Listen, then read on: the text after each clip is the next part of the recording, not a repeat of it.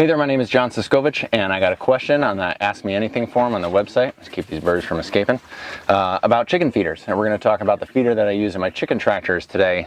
These are some egg-laying birds that I'm starting, but I use the same feeders from when I'm raising birds for meat out on pastures, broiler chickens. And we'll talk about the pros and cons of this specific type of feeder in today's video.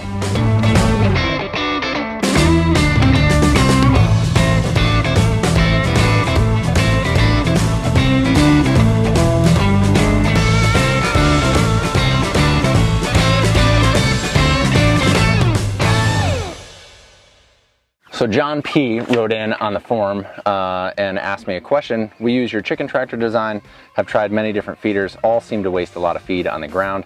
I know you use a half a PVC pipe. Does this have much waste, or do you know if it doesn't waste any feed? What is my take on this chicken feeder? So part of the reason why I chose this type of feeder to begin with is that it spans the length of the chicken tractor pretty much. The birds can walk around it, they can jump over it, but as they feed, I have that linear space on both sides where they're spreading their manure as they eat and poop around the chicken tractor versus concentrated in certain spots around certain feeders.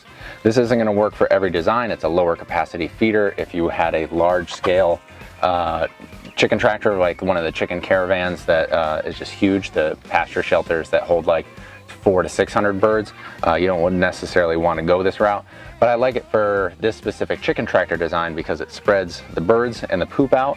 It gives me more linear space, and it's actually not half of a PVC pipe.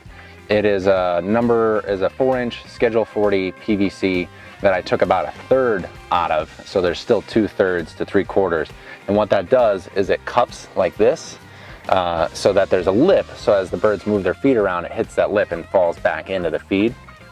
If it was just flat and they were picking for what they like, it would knock more feed on the ground.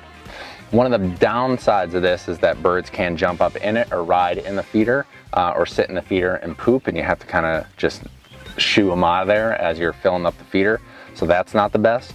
But when I was building this, we built 24 chicken tractors to house the number of birds that we were going to have on this farm, and to buy 24, $60 feeders, $40 to $60 feeders, was more expensive than these are $10 per 10-foot length about, and then I cut them in half to make the 5-foot sections. It's 5 feet long, and then shaved them down. It saved me a lot of money initially, and that was one of the first drivers of having this type of feeder. So I don't find that they waste a lot of feed. One of the reasons why they waste feed is that if it's going stale, if there's something in it that's not that great, they'll swish it around with their beak. One of the ways to get around that is if you had cross sections, so they can't flick things too much with their head, they can just go in and chew.